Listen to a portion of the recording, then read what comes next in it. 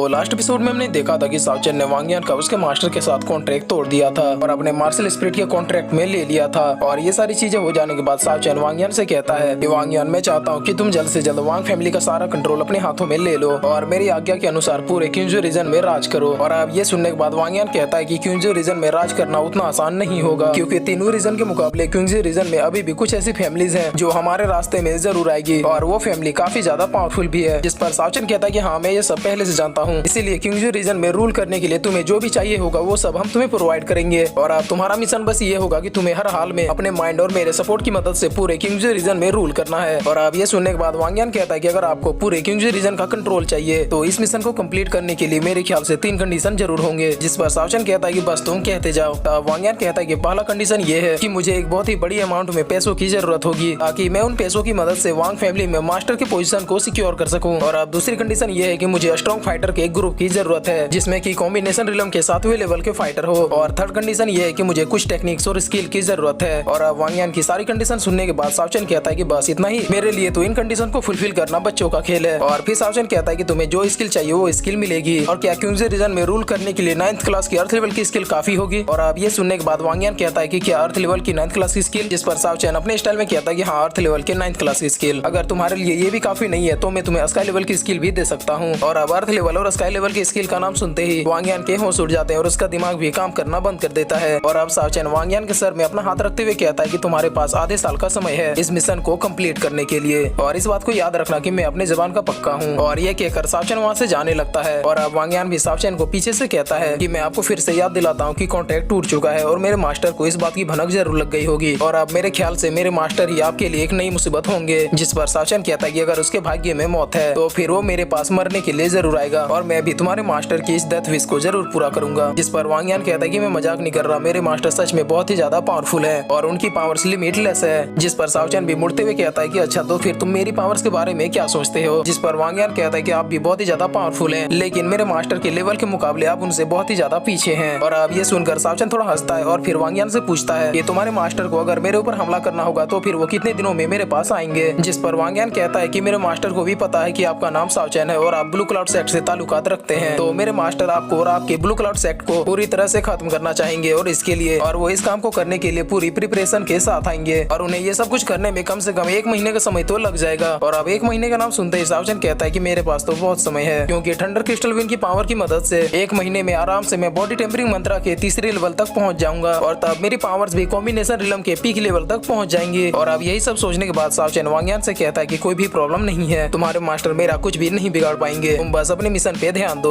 और अब ये सुनने के बाद वांग यान भी सोचने लगता है कि एग्जैक्टली ये है कौन। और अब साउचन वांग यान से कहता है कि तुम अब यहाँ से जा सकते हो, क्योंकि मैं तुम्हें ये नहीं बता सकता कि मैं चीजों को कैसे डील करता हूँ। जिस पर वांग यान कहता है कि जी मास्टर, मैं समझ गया। और अब साउचन ब्लैकी से कहता है कि ब्लैकी चलो अब हम अपने ब्लू क्लाउड सेट वापस चले। और ये कहकर साउचन वहाँ से चला जाता है। और अब हम देखते हैं कि मोटे एल्डर और पतले एल्डर और बाकी के वांग फैमिली के लोग दौड़ते हुए वांग यान के पास आ रहे थे। और अब मोटा एल्डर वांग यान से पूछता है कि यंग मास्टर, क्या आप ठीक हैं और यहाँ पर अभी भी क्या हुआ था, क्योंकि हम लोगों ने दूर से ही इस जगह पे एक बहुत ही टेरिफाइंग पावर को महसूस किया है। जिस पर वांग यान कहता है कि वो सब कुछ भी नहीं हुआ था और तुम लोग उस बात को भूल जाओ और अब तुम लोग मेरे पास आओ, क्योंकि तुम लोगों के लिए मेरे पास एक ऑर्डर है। और अब जैसे ही वो दोनों एल्डर वांग यान के पास जाते हैं और अब वांग यान उन दोनों से पूछता है कि क्या तुमने ब्रदर तिंग को मार दिया। और अब ये सुनने के बाद मोटे एल्डर और पतले एल्डर के मुंह से तो कुछ बोला भी नहीं जा रहा था। और अब वांग तिंग उन दोनों की तरफ स्माइल करते हुए कहता है कि इट्स ओके, मैं पहले से जानता था कि तुम दोनों हमेशा से ही वांग तिंग को मारना चाहते थे और उन्हें मारकर तुम दोनों ने कुछ भी गलत नहीं किया है। और अब मुझे एक मिशन को कंप्लीट करने के लिए तुम दोनों की जरूरत है। और फिर वांग तिंग उन दोनों से कहता है कि तुम दोनों मेरे और करीब आओ। और अब वांग तिंग उन दोनों को अपना प्लान बताता है। और अब वांग फैमिली को हड़पने से लेकर क्यूंजो रीजन तक राज करने का प्लान सुनने के बाद मोटे एल्डर और पतले एल्डर का रिएक्शन तो देखने लायक था। और अब प्लान सुन लेने के बाद मोटे एल्डर और पतले एल्डर बाकी के बचे वांग फैमिली के वॉरियर्स के पास जाते हैं और उनसे कहते हैं कि यंग मास्टर वांग यान ने हमें ऑर्डर दिया है कि अब हम सबसे पहले वांग फैमिली वापस जाएं। और अब वांग फैमिली के वॉरियर्स जैसे इस बात को सुनते हैं वो भी सीधे पीछे मुड़ के वांग फैमिली जाने लगते हैं। और तभी मोटे एल्डर और पतले एल्डर उन सभी को अपनी पावर की मदद से वहीं पे मारने लगते हैं। और बस कुछ ही देर में वो दोनों एल्डर मिलके उन सारे लोगों का खात्मा वहीं पे कर देते हैं। और अब वो दोनों एल्डर जाके सीधे वांग यान के सामने झुक जाते हैं और कहते हैं कि यंग मास्टर वांग यान, हम हमेशा आपके वफादार रहेंगे। और अब ये देखकर वांग यान बहुत ही खुशी से कहता है कि मुझे तुम लोगों के ऊपर भरोसा है और अब समय हो चुका है कि हम लोग वांग फैमिली वापस लौट के जाएं। और वहाँ पर पहुँचने के बाद तुम दोनों को क्या करना है ये तुम दोनों को बहुत ही अच्छे से पता है। जिस पर वो दोनों एल्डर भी यस मास्टर कहते हैं। और अब मोटे एल्डर और पतले एल्डर एक दूसरे की तरफ देख के सोच रहे थे कि हमने इसे जितना ज्यादा इनोसेंट समझा था ये तो उतना बड़ा जुल्म निकला। और अब सीन चेंज होता है और हम देखते देखते हैं कि स्काई लॉर्ड एल्डर फेंग और बाकी के लोगों के सामने खड़ा था और अब एल्डर फेंग स्काई लॉर्ड को कांग्रेचुलेशन कहता है कि उन्होंने सक्सेसफुली सारे क्रिस्टल विंग्स की पावर को अपने अंदर एब्जॉर्ब कर लिया। और अब एल्डर फेंग स्काई लॉर्ड से कहते हैं कि मास्टर अभी आपने जिस टेक्निक का यूज किया, क्या आप मुझे वो टेक्निक सिखा सकते हैं? जिस पर स्काई लॉर्ड कहता है कि तुम्हारे बॉडी की जो अभी करंट सिचुएशन है उसमें अगर तुम इस टेक्निक को सीखने की कोशिश करोगे तो फिर तुम खुद को ही जला लोगे, इसीलिए उन टेक्निक की प्रैक्टिस अच्छे से करो जो मैंने तुम्हें पहले सिखाया है। और अब स्काई लॉर्ड बाकी के डिसाइपल से कहता है कि तुम लोग अगर ब्लू क्लाउड सेक्ट में ज्वाइन होना चाहते हो तो आज से और अभी से तुम लोग एल्डर फेंग की बातों को माना करोगे। जिस पर सारे डिसाइपल भी यस मास्टर कहते हैं। और अब स्काई लॉर्ड एल्डर फेंग से कहते हैं कि तुम्हारा नेक्स्ट टारगेट ये है कि तुम एक बहुत ही पावरफुल कल्टीवेटर्स का ग्रुप बनाओगे जो कि कॉम्बिनेशन रिलम के 5वें लेवल से ऊपर में हो, ताकि जब मैं चाहूँ तब मैं जिनू रिलम को कवर कर सकूं। जिस पर एल्डर फेंग कहते हैं कि मास्टर मैं सब कुछ समझ गया। और अब सीन चेंज होता है और हम ब्लू क्लाउड सेक्ट को देखते हैं जहाँ पर सावचैन और दिंग सिंगलिंग आपस में बैठे हुए होते हैं और सावचैन दिंग सिंगलिंग को सारी बातें बता रहा होता है। और अब सावचैन की बातें सुनने के बाद दिंग सिंगलिंग बहुत ही ज्यादा खुश हो जाते हैं और कहते हैं कि सीनियर आप तो कमाल के हैं, क्योंकि वांग फैमिली क्यूंजी रीजन के स्ट्रॉन्गेस्ट फैमिली में से एक है और उनकी मैन पावर की मदद से तो हमारा ब्लू क्लाउड सेक्ट और भी ज्यादा पावरफुल हो जाएगा। और अब सावचैन दिंग सिंगलिंग से कहता है कि मैं 1 महीने के लिए आइसोलेशन में जा रहा हूँ और इस बात को ध्यान रखना कि जब मैं आइसोलेशन में रहूँ तब मुझे ना कोई पर्सन या फिर कोई भी चीज मुझे डिस्टर्ब नहीं करनी चाहिए। जिस पर दिंग सिंगलिंग कहता है कि सीनियर मैं सब कुछ समझ गया, आप बिना किसी चिंता के आइसोलेशन में जा सकते हैं। और अब सावचैन जाते हुए कहता है कि दिंग सिंगलिंग मैं इन 1 महीनों के लिए ब्लू क्लाउड सेक्ट के सारे झमेलों को तुम पे छोड़ता हूँ और उम्मीद है कि तुम अपना काम बहुत ही अच्छे से करोगे। जिस पर दिंग सिंगलिंग भी कहता है कि सीनियर मुझ पर भरोसा करने के लिए आपका बहुत बहुत धन्यवाद। और अब सावचैन के जाने के बाद दिंग सिंगलिंग भी अपने मन में सोचता है कि जब तक सीनियर अपने आइसोलेशन से बाहर निकलेंगे तब तक मुझे भी अपने ट्रेनिंग को और भी ज्यादा हार्ड कर देना होगा, ताकि सीनियर के निकलने से पहले ही मैं भी कॉम्बिनेशन रिलम तक पहुंच जाऊं, क्योंकि अब ब्लू क्लाउड सेक्ट की पावर अपने चरम सीमा पे होगी और मैं कमजोर तो बिल्कुल भी नहीं रह सकता। और अब सीन चेंज होता है और हम देखते हैं कि सावचैन अपना मेडिटेट करना शुरू कर देता है और सावचैन अपने थियोरजी पावर और थंडर क्रिस्टल विंड की पावर की मदद से अपने बॉडी टेम्परिंग मंत्रा के 3rd लेवल को भी ब्रेक करने की कोशिश करने लगता है। और इसी तरह मेडिटेट करते हुए सावचैन के कई दिन बीत जाते हैं